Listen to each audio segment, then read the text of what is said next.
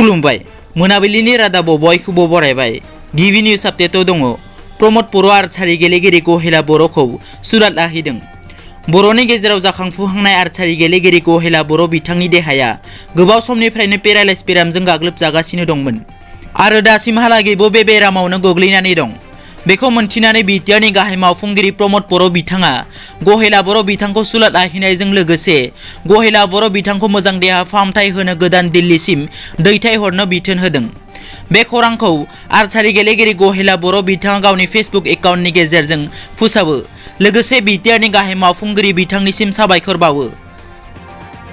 नैथियाव दङ खौरांगिरि गौतम हाजरिकाया गोमानानै दं। थांनाय 19 डिसेम्बर सनिबारनिफ्राय गोमानानै दं खौरांगिरि गौतम हाजरिकाया। मोनसे गावखोन्दोआरि खौरां बिजोङाव खामानि मावोमोन गौतम हाजरिकाया। रिपर्टनि बादिब्ला फुंबिलि समाव थाबायग्लांनो थांनाय समनिफ्रायनो दिनैसिम न'फारसे गिदिंबोफिनाखै गौतम हाजरिकाया। खौरांगिरिनि बिसि बनानि दासआ फिसाय गोमानाय खौरांखौ दिसपुर पुलिस थानायाव मिथिहोदों। थामथियाव दङ प्रमद बर'आ बुंदों क'क्राझार सहरखौ गोजोन सहर आरो गोजौ सहर लाखिगोन। BTRनि गाहाय सदर सहर क'क्राझार नोगोरखौ साखोन सिखोन सहर महरै लाखिनो गोदान मावथांखि सुजुदों गोदान BTR सरकारा।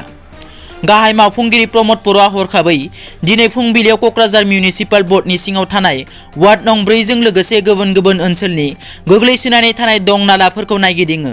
क'क्राझार सहरनि गोग्लैसोनानै थानाय दै नालाफोरखौ नायगिदिंखांनायनि उनाव क'क्राझार मिउनिसिपाल बर्डनि बिबानगिरि आरो सार्कोल अफिसार राहुल फुकनजों गुवारै सावरायज्लायो।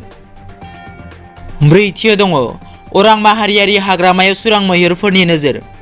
अरां माहारियारि हाग्रामायाव सुरां मैहुरफोरनि गोख्रों नोजोर लाखिबाय थानाय मोनसे सन्देह नोजोराव गोग्लैदों।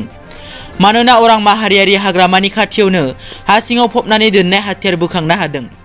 दलगाव थानानि मोनसे पुलिस हानजाया सनारि गामिनि सनसेर आलीनि न'नि सेराव थानाय थालिर बिफांनि गुदियाव बस्थायाव सुनानै फबनानै दोननाय हालोदाव गंसे राइफल, गर 17 ता गुलि पाइप आरो गंसे मेगजिन बोखांनो हादों। मख'नो गोनांदि अरां माहारियारि पार्कआव गान्दा गावथारनाय असिलायै बे हाथियारखौ फबनानै दोनदोंमोन होनना सन्देह खालामनाय जादों। दिनैनि रादाबा एसेनोसै।